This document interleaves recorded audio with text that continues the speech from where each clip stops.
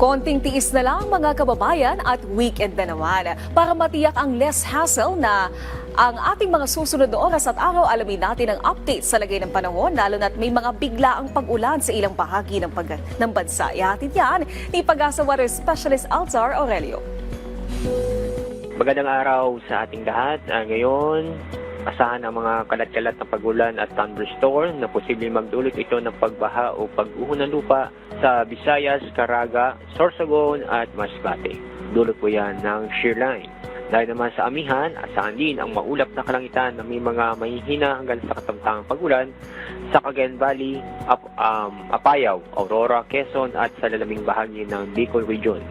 Sa lalaming bahagi ng bansa ay inaasahan na maganda at maliwalas ang panahon maliban sa mga isolated na mga pag-ulan.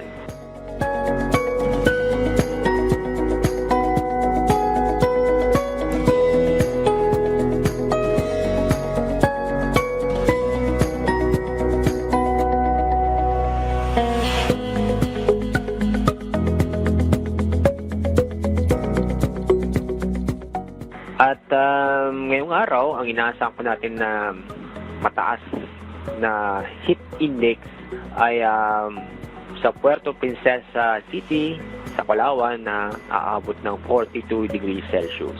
Dito sa Metro Manila, inaasahan natin na aabot sa 36 degrees Celsius ang heat index.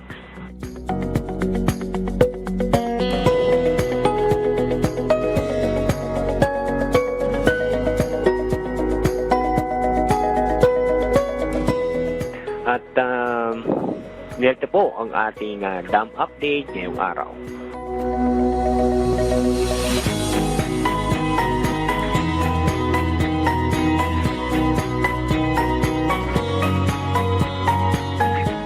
Yan po ang ating weather update mula sa Pag-asa. Ako po sa Alzar D. Aurelio.